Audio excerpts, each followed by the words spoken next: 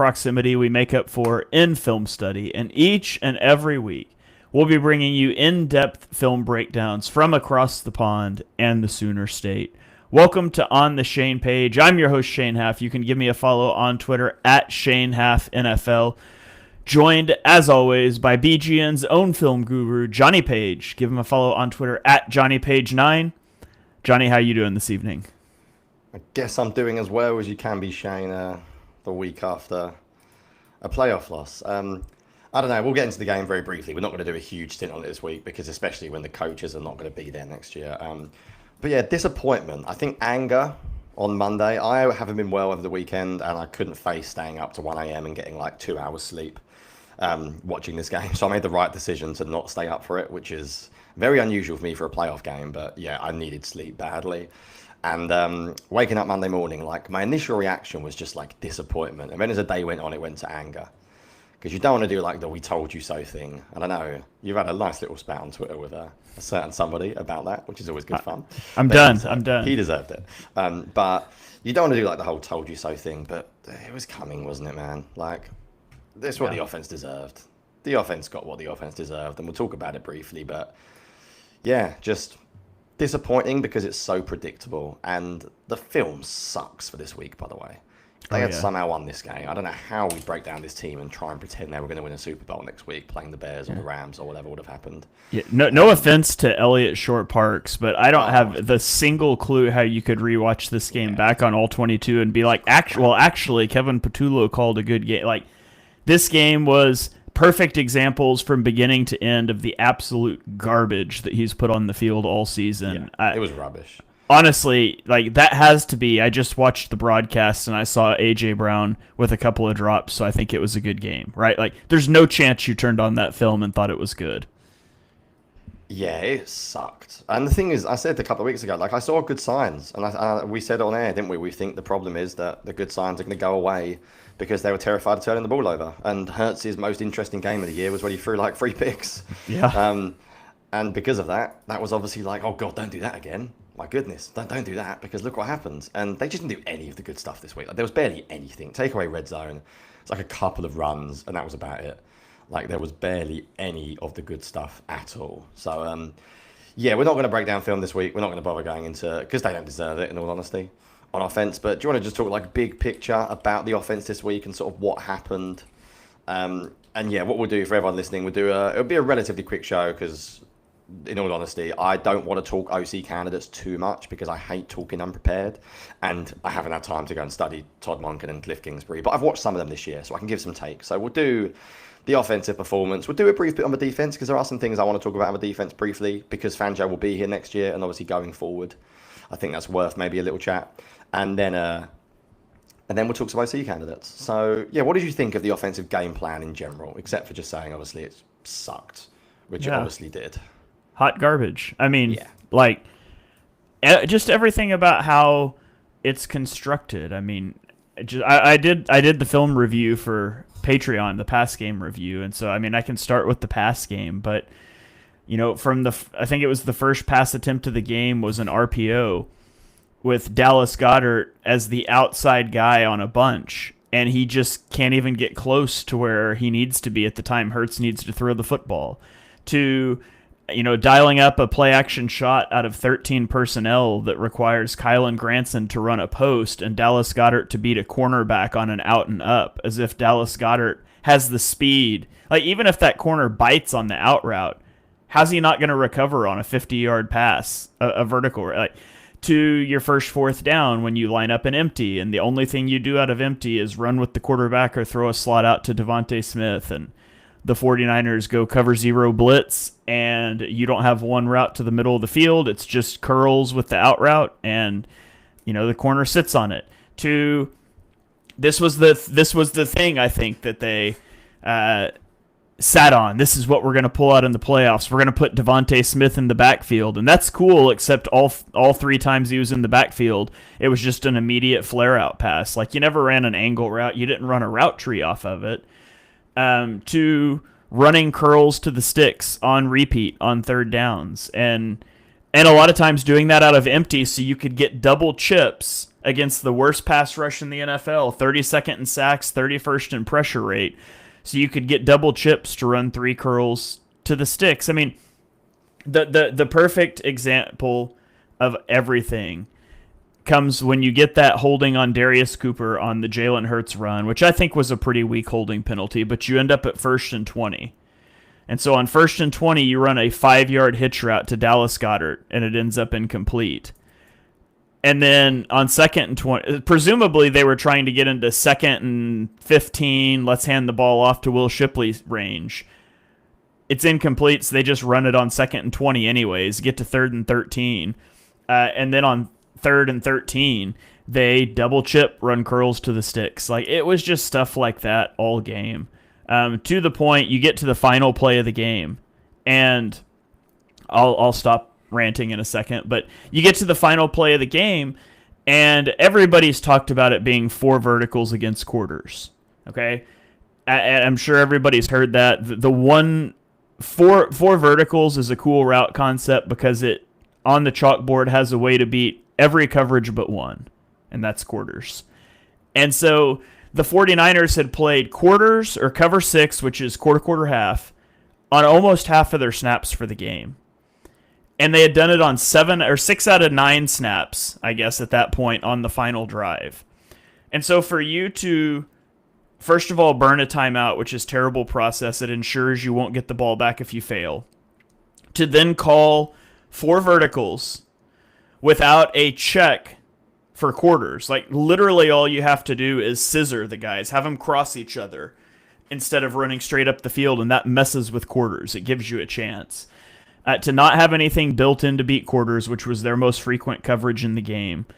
It's just, I know people overuse malpractice, but it's malpractice. And they show up, like at the beginning, it looks like cover 0, but an A.J. Brown motion makes them kind of tip their hand, and you can tell it's quarters.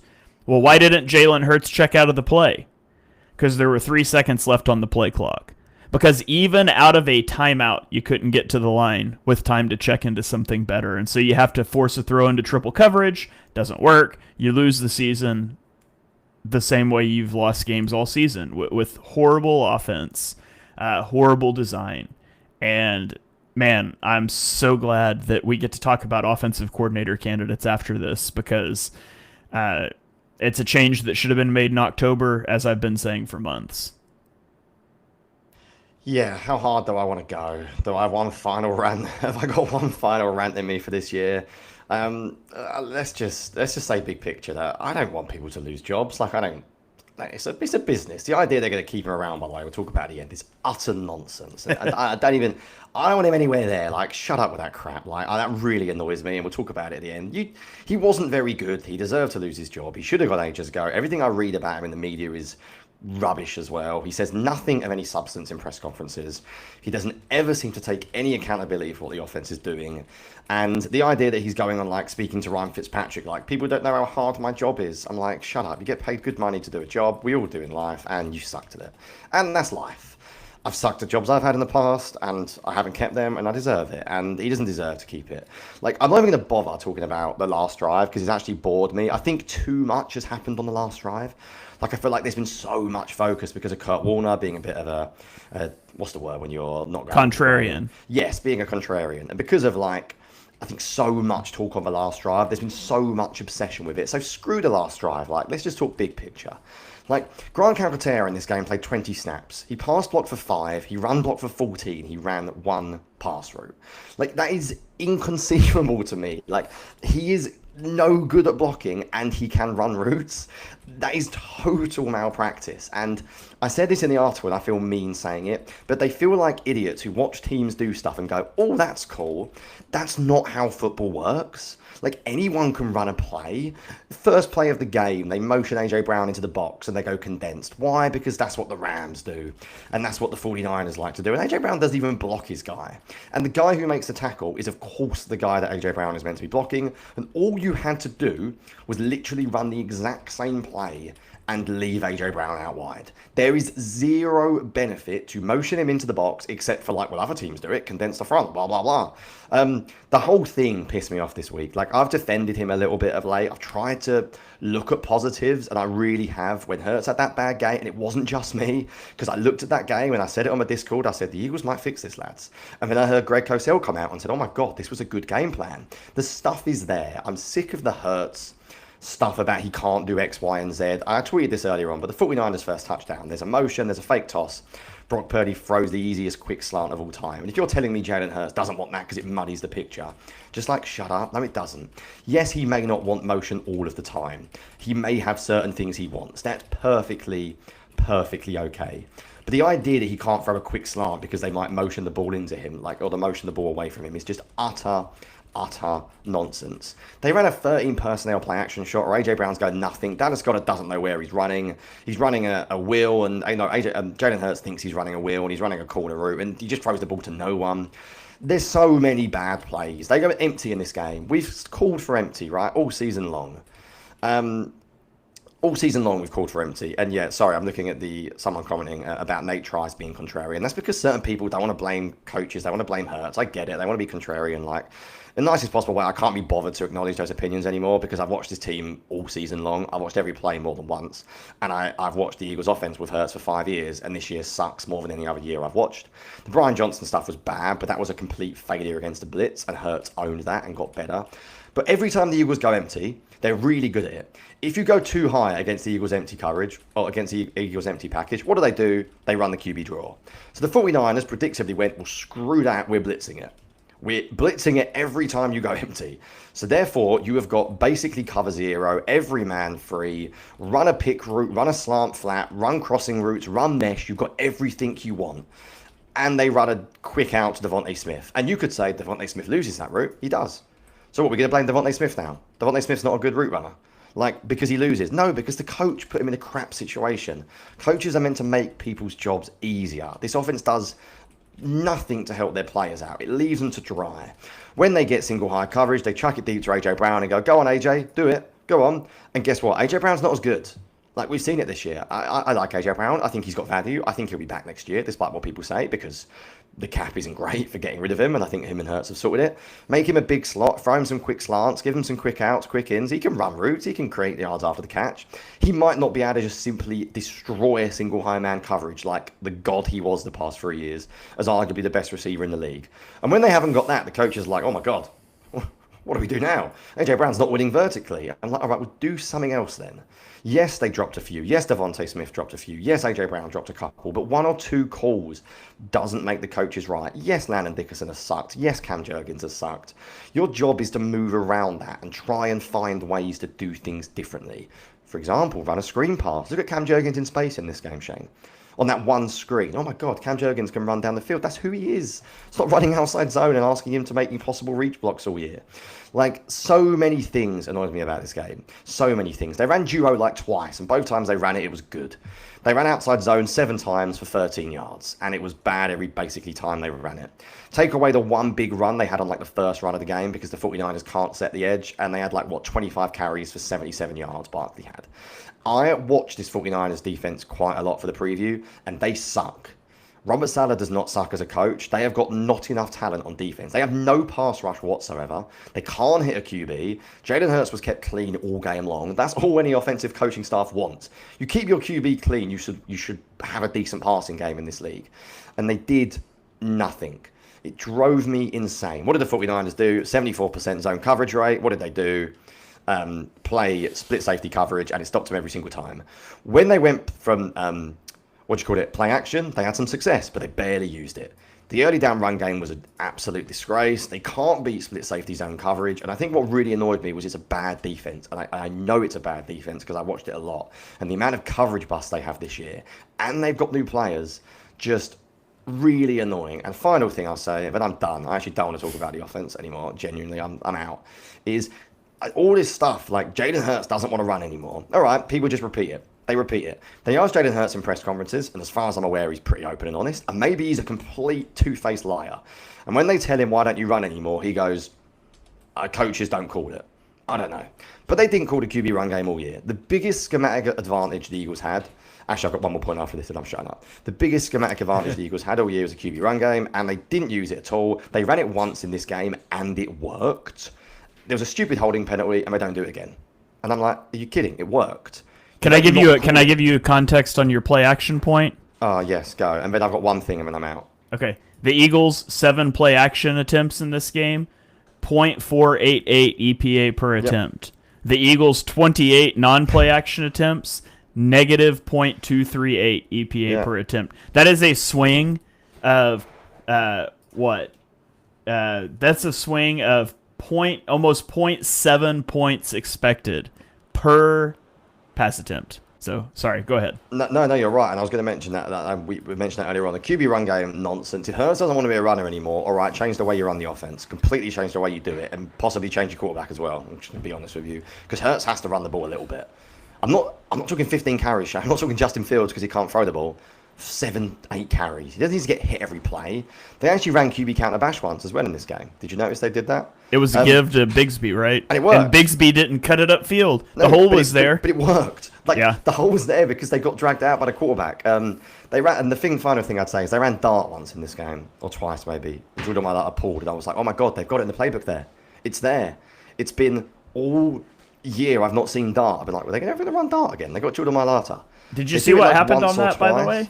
And yeah, once again, Bigsby missed the hole on the second time they ran it. Well, there was a time they ran dart and had Mailata pulling at Bryce Huff, and Bryce Huff stopped him in his tracks. I actually thought Mailata played really well, so I'm going to push back on you a little bit. I thought Mailata had a really good game in this one, to be honest with you. I did too, but that one particular one, I was like, man, how are we not washing him out of there? But that's it. I'm out. Seriously, I'm done. I don't want to talk about the offense anymore. I think it was terribly coached all year. They had about 3 to 4 weeks where they sucked me back in, and they showed stuff that works, and they showed Hurts can throw to intermediate the field. They showed he can do under center play action. And then they just gave up with it. And why did they give up with it? Because they were winning for parts of the game. They were in a close game. They didn't want to turn the ball over. And I'm pretty sure that's it. That's it. And guess what?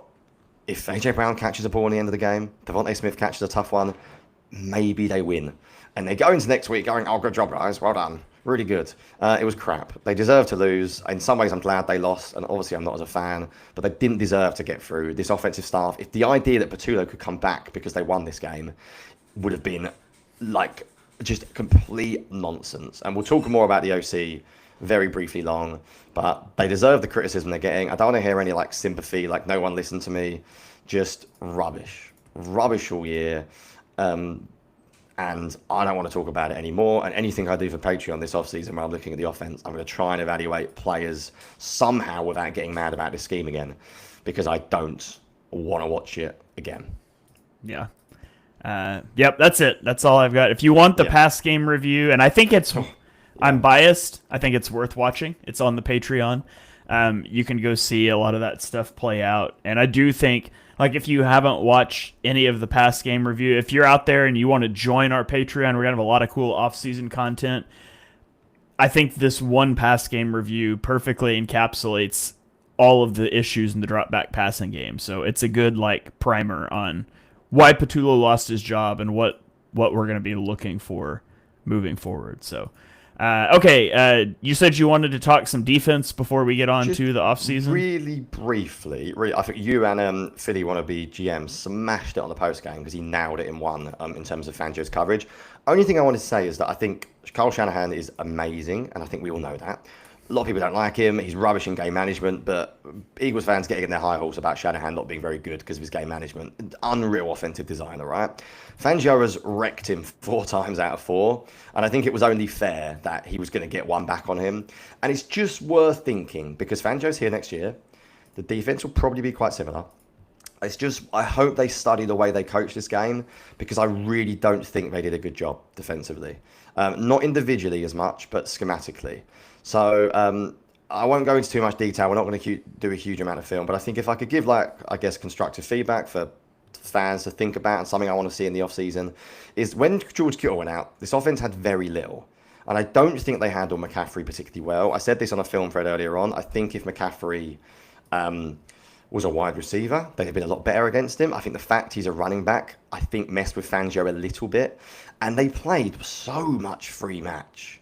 And as I said, Philly wannabe GM called this on the post game, who's also working with us on the Patreon, by the way, and is a god of Fangio, basically, knowledge. And he called it off the initial film, which is impressive, because without the All-22, I struggled to have any idea what the hell Fangio's doing. But they just did it a lot. And every time they did it, it felt like Purdy hit the intermediate area of the field, or they got McCaffrey on a linebacker. And I was just disappointed that they didn't do something a little bit creative. I actually called for the same thing as him, as Cooper DeJean at safety, which would blow your mind, because I've never mentioned that in the preview I mentioned, because I just had an idea, maybe you can cover him better. But I looked this up, and I know that Sumo Brain AI isn't perfect with stuff, but it's pretty good in terms of single high. They ran cover 3 on 15 plays. They allowed 9 out of 15, 60%, 156 passing yards. Only 4 snaps of cover 4. Like, that really surprised me in this game. They lived heavily in cover 3. It's true, they got 2 interceptions that may have been that, but I don't think you can give the coverage that, in personal opinion. I think Purdy forced it into a bad look. I think they played a lot of it, and I hope that they really study this, because the odds are, if the Eagles are going to win it all next year, they're going to have to beat a Fangio. They're going to have to beat a Shanahan offense, because there's loads of them around. And I hope they look at how they handled it. And I will just end. I don't want to talk about individuals on D, except Jalen Carter's got to have a serious look in the offseason about what he is doing on film, because it was not good. And Yako made a comment saying Fangio would erect him if the offense could sustain 1 or 2 more drives. I tend to think the defense being bad this year was because they got fed up. I think I tweeted this earlier on. If you look at the first snap I tweeted, they were flying out there. I think it's hard to keep that real level of aggression when you are watching an offense that is just completely and utterly broken. Yeah, and I think a big part, too, of what played into it is in the first half, they were playing nickel to the 49ers power sets, 21 personnel, 22 personnel. The 49ers obviously called way less 22 personnel. I have something on that as well. Okay. Just quickly, I had them from the 49ers 21 personnel. They were 6 out of 8 for 134 yards. So, didn't work. Yeah. Yeah, so they do less 22 personnel after Kittle gets hurt, but they played a lot of 21 still. So, the thing, Jordan Davis gets banged up in the second half, and that really impacted the Eagles' ability to play nickel to those heavier sets from the 49ers. And so the Eagles in the first half were in base defense on only 19% of their snaps. In the second half, that jumped up to 53%. And even despite that, the 49ers' run game was much better in the second half, at 10 for 23 yards in the first half, 15 for 52 yards in the second half. So the 49ers' run game got better despite the fact the Eagles went heavier personnel, and I think a lot of it goes back to Jordan Davis kind of being injured/out for portions of the second half, and that opens things up in the pass game Davis as well. Is huge. David, not just in terms of size, in terms of importance to this defense, yeah. Breaded Lips commented, I did look it up. It didn't blitz Dean that often. I think he did blitz like 4 or 5 times, but it didn't feel like he had a big impact. Not nearly enough. Won. I do genuinely think Shanahan won overall. I think and I know people will say, well, the defense did quite well overall, but when you lose Kittle and Ricky Pearsall's not there, and Trent Williams maybe isn't full Trent Williams, they're not a totally dominant offensive talented team. I think you have to give Shanahan credit for taking on a nearly fully healthy Eagles D, and I think they were the better team, better coaches. What really I find frustrating about this year was that the Eagles roster, I think, is really good. I think the Eagles roster is better now than I thought it was earlier on in the year. I was really worried about the defense, and I think actually a lot of the players that I was worried about ended up proving me wrong a little bit. Adoree Jackson, I thought, was perfectly fine down the stretch. They ended up adding Jalen Phillips. I think Jalen Hunt was better than I expected. I think Jomo and Davis were better than I expected. Obviously, linebacker play was better because Dean came back very strong. And that's maybe what's even more depressing, is that I think they got... the talent level was so high, and they wasted a year. They wasted a year because they couldn't be bothered to find a coach. Also, in the bye week. The play that ends the game, the touchdown pass. Nakobe Dean on the field trying to defend Christian McCaffrey one-on-one instead of Jahad Campbell.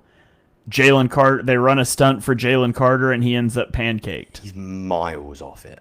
Yeah, we've got a comment about this, by the way, about Jalen Carter or Jordan Davis if you had to pay one. Like, I sort of hate those questions. It's more of a Patreon mailbag when it's not out there in the real world. But I really don't know is like the exact answer, because I need to see what Carter is like in terms of health-wise. Jalen Carter, good, is the best Eagles defensive player when he's good last year. And I assume this year he wasn't healthy and we didn't see the real Jalen Carter. But I think immaturity, talent level, I think you could argue Davis is more important, and he seems like a good guy, and he's going to cost less. Yep. I think it's now a debate. But I would just say a lot of football games are won by upside. You don't win by like 7 out of 10 players. You win by having a couple of blue chip players on the roster. And Carter healthy changes the defense. Like, he's the kind of guy that you could leave the Eagles, go to Green Bay like Parsons did, and you're watching him every week going, oh my God, how is he not playing for us? Whereas Davis going there, I don't think you'd have the same reaction. But yeah, there we go. Yeah. I asked Jonny that very question like 6 weeks ago, and he outright refused to answer it. So Brett Eclipse caught him in a good moment, I guess, where he was willing to. In a bad mood, just willing to throw players under the bus and get out of it. Don't want you in anymore. Go away. Yeah. It was actually the Fitzpatrick thing that annoyed me this week when Sherman went on the pod with Foles and said, like, Patullo's been saying it's really hard and people are judging him. They don't know what he does in the red zone. And I'm like, the lack of accountability. I mean, Kurt Warner tweeted something like, OCs can't grow when they go after year one. But it's like, well, you got to have the right to grow. At least show signs of improvement. Sorry, we're talking offense. Shut me up, Shane. I'm not doing it. Stop doing it. This week annoyed me. Annoyed me. One of the things that I kind of identified that I really wanted to see Fangio do was blitz Purdy quite a bit, which admittedly would be a change-up for Fangio. He's not a big blitz guy, but I thought it made a lot of sense, and I was really disappointed to see him not do that. And again, I love Fangio, trust him implicitly. I was a little disappointed with the game plan that he brought out, but it was still good enough. They should have won if we're looking at defenses. So right. So I think for the OC debate, we'll have a very quick OC debate, not a huge one. I think those in the Patreon, you got to join the Patreon to get the full on the Shane Page experience. So we'll do something proper. I think I'm going to wait and see what happens and how quickly, let's say, a hiring happens. But if there's another one hired next week, we might do a whole show for Patreon on the OC. So I don't like talking about things I haven't watched. I'm just going to be honest with you. So I'm not one to just like speak when I haven't seen somebody. So I need to have studied them. This year I've done a lot more because of the preview. So I can talk more about certain other coaches. But rather than like, I know people are going to want us to rank them. And I can briefly give you a very brief idea of like who I might have at the top. But I'm not going to necessarily rank them. I think we'll save that for the Patreon. If you want to get like the 1 to 10 ranking, you got to join the good stuff. But let's talk like big picture. What is it you are looking for? And I think we're probably on the same page, no pun intended, with this. But what are you like looking for big picture with the Eagles OC hire? Then we'll get into some names, let's say. I want somebody who has virtually no connection to Nick Sirianni. Like that's non-negotiable number one. Cannot be a Sirianni guy. So that's the biggest thing for me.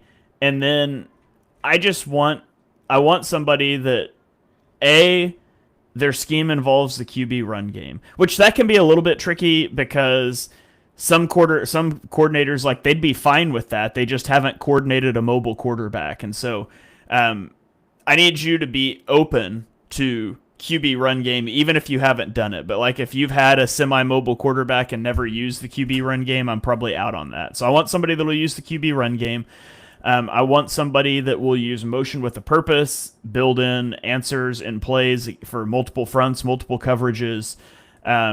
Someone that will get to the detailed things that we're lacking so much. I mean, like we talked about with Kellen Moore a lot, how his plays just had answers built in. There's an answer built in for the blitz. There's an answer built in for man. There's an answer built in for zone.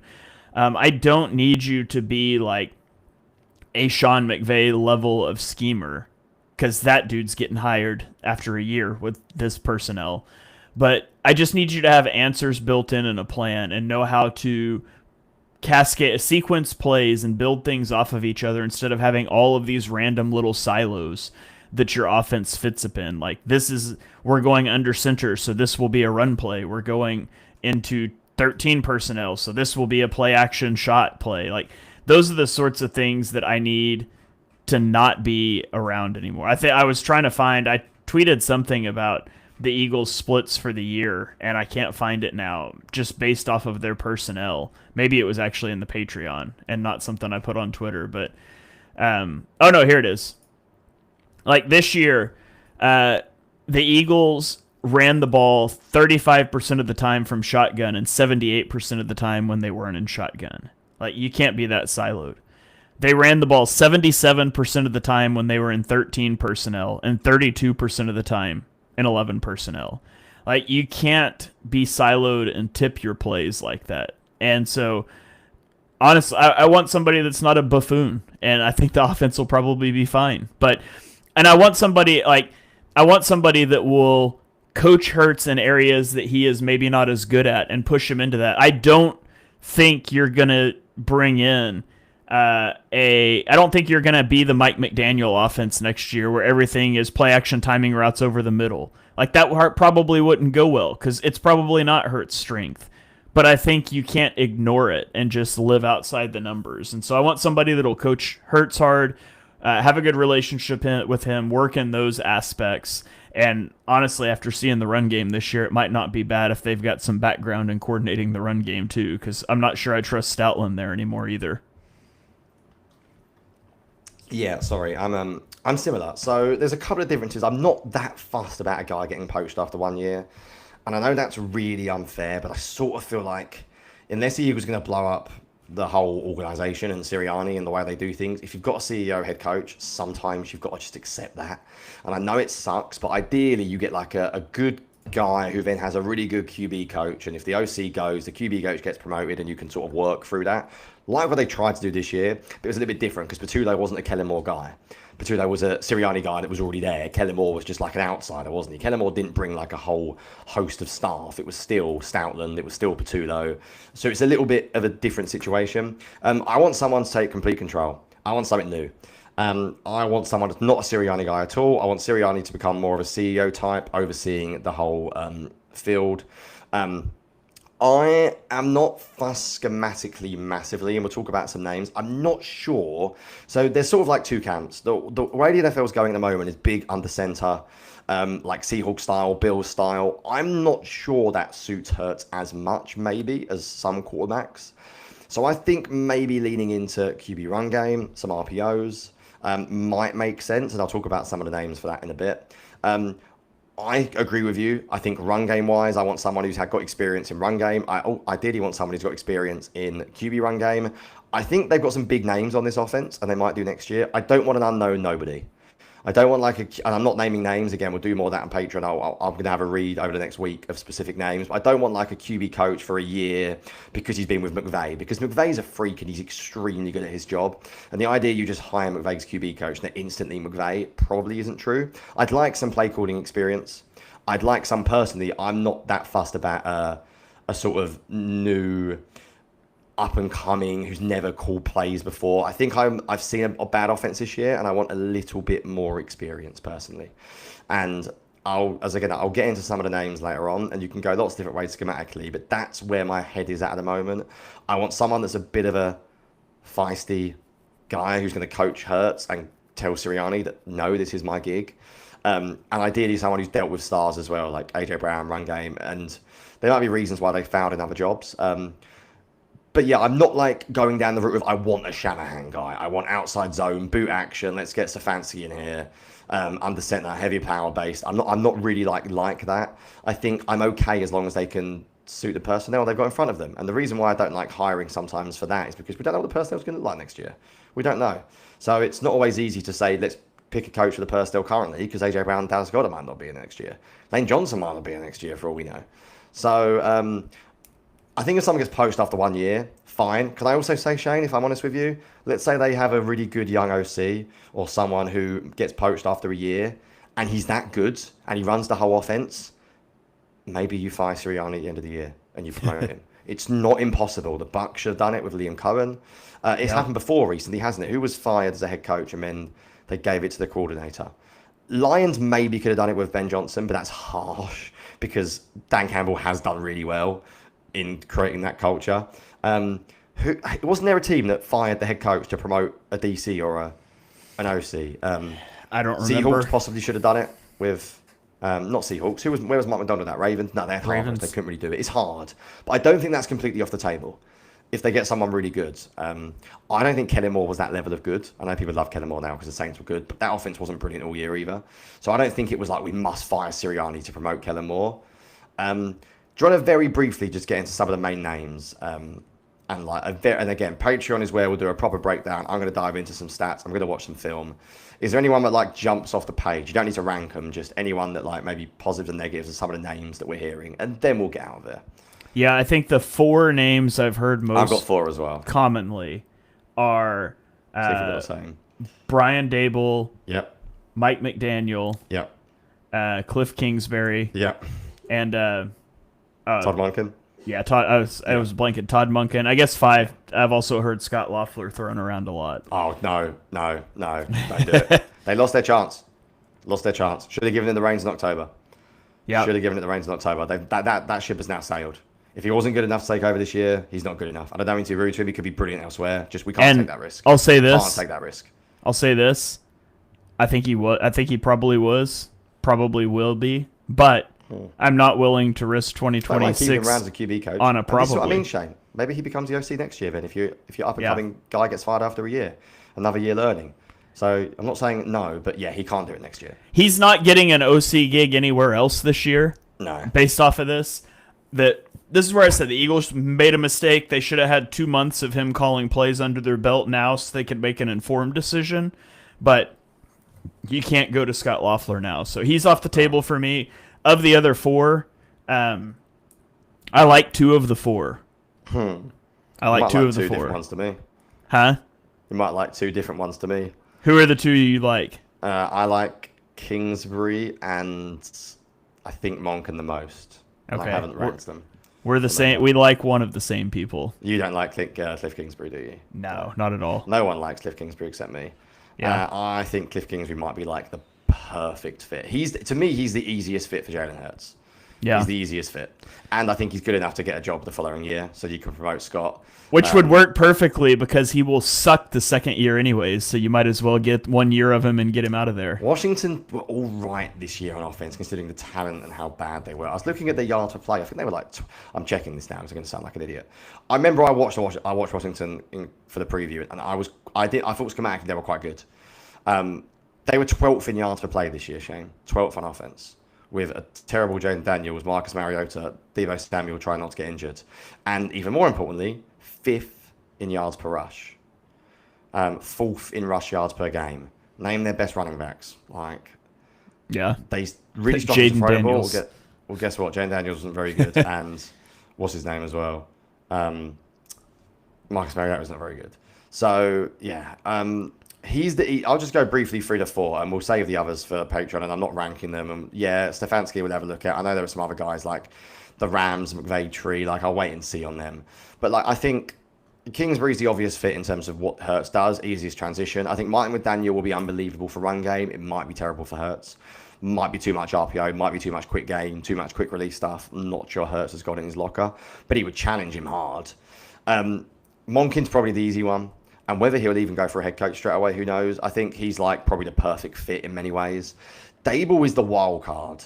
Perfect with mobile quarterbacks.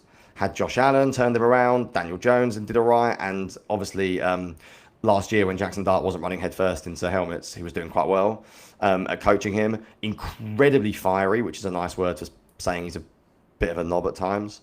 Whether Dable and Sirianni on the same sideline will be doable for my mental health, watching them both shout, might be too much. And especially when they invariably shout at one another one day. It will be great for Twitter. I'm not sure it's great for culture. But he can coach. He can absolutely coach. But there's some worries there. There's some problems. Yeah. There's some problems. I'll be honest, Dable scares me a little bit because I think he's just an idiot. I'd be more inclined to have McDaniel... Kingsbury or Monken, but guess what? Other teams are going to think the same thing. So we'll have to wait and see. I would very much like Todd Monken. Would love to have Monken, no doubt about it. I think Dable's my number 2. My concern for him would be the interpersonal things you mentioned with him and Sirianni, which, to be honest, I would also kind of like a coach that will kick Nick Sirianni out of his offense room and tell him to take a hike. So maybe that works well. But he's got the relationship with Jalen Hurts. Jalen's spoken glowingly about him in the past. The first guy that ever taught him how to play quarterback from the pocket is something Jalen has said about Brian Daboll. There's stories out there about... And that's good. Yeah, there's stories out there about Hurts calling up Daboll and like wanting to watch film, and Daboll was supposed to be going out with his wife, and he's like, sure, let's watch film for an hour, which is bad marital advice, but maybe something you like in your offensive coordinator. And he's got that relationship with the coach, with the quarterback already. Concerns with him, the interpersonal stuff with Sirianni. Also, I thought he was completely reckless with Jackson Dart's health this year because his seat was hot, and it's hard to trust a guy that is like that. However, maybe that aggression balances out a little bit of Sirianni's conservatism. Maybe he doesn't act that way if his seat's not hot. Maybe also Jackson Dart's just a reckless idiot too. We'll have to see if a new coach can kind of coach that out of him. Absolutely is. Those are kind of my concerns Hurts with him. won't take the same hits that Dart. If you think they was going to make Hurts like get concussed every week, Jackson Dart has openly said like, it's the way I play. They're not going to be the same. So, and then out of the others, I would go Kingsbury 3. Like you say, his offense is a great fit. I've had a thing with Kingsbury all the way back to like 2015 Texas Tech, where he starts every year awesome and ends every year terribly. And last year was the first year of his career that actually it sustained for a full season. And so I expected them to regress this year. And then you get the injury, so it's hard to fully suss it out. But I don't necessarily trust his ability to adapt. But I do think you could have a really awesome year one, and maybe, it's just enough of a difference that... Because again, like if you just get a run game back and some of these same simple concepts, like how hard is it to throw 4 verts and curl routes? To add that in, if all your Kingsbury spread and shred, screen, quick passing stuff, like it's just a change up, and the old stuff could still be there under. So he'd be number 3 for me. And then who was the other one? McDaniel. Not interested. I think McDaniel. I love McDaniel. I think the whole him being an OC on the same staff Vic as a DC might be completely untenable, and also I kind of just think his style of offense would not work with Jalen Hurts very well. That's my concern. I'm concerned culture fit with Vic, scheme fit with Jalen is my concern with McDaniel. Yeah. I also think he's getting a head coaching job. Yeah, we'll get into it more on the Patreon. We'll save some chat for the Patreon. Brother Clip saying the Commanders' offense didn't look that good when Daniels was healthy. No, Daniels, I don't think they're a very good offense, though. I don't think it's a good roster. I think you have to say what you done with him as a rookie was exceptional. Daniels was prime for regressing in year 2. Yeah, I think we'll leave it there for this one, Shane, and we'll call it on the 2025 season. And we'll leave some meat on the bone for Patreon and the OC candidate. Yeah. All right. A comment here from Yakko. Should we be concerned Steichen was able to make Jones look like an MVP and he floundered under Daboll? I mean, the first year Daboll was there, they made it to the playoffs with Daniel Jones. So it did fall off after that. I also think, Daniel Jones was around longer, and you should expect quarterbacks to get better. Same thing with Sam Darnold over time. I wouldn't judge... I mean, the Jets are bad, but I wouldn't judge the Jets 5 years ago for being unable to make it work with Sam Darnold, and it's working with Clint Kubiak now because he's a better, albeit still flawed quarterback. So, I actually point to that season with Daniel Jones as a good thing for Brian Daboll. Shane, I'm last thing because I just went on Diana Rossini, who is Diana Rossini reliable these days? No idea.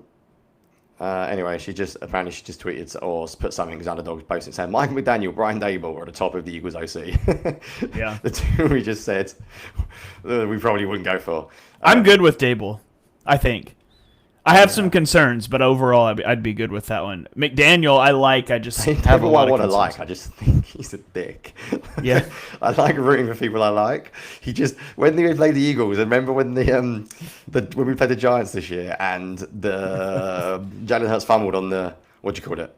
On the QB sneak or tush push, and they'd already like called the play dead. And Brian Dable just looked like he was going to strangle all the refs. And I was like, like maybe this guy's not like with it. But I think being a head coach and being a OC a different job. So I'll tell you what, Sirianni's not going to control him. I will give you that. And they've had some crap effort on offense this year. And Dable won't take that. So I could see it. See it. So... All right, well, that is going to do it for this episode of On the Shane Page. For those of you that are in the Patreon, we'll be getting into some more offensive coordinator stuff in Patreon. We'll do a mailbag. We're going to bring those back for the off season as well. For those of you that are on the public platforms, YouTube, the podcast feed, our show will be a little less frequent in the off season, but we won't go away. We're probably going to alternate every other week with a public show and a Patreon show.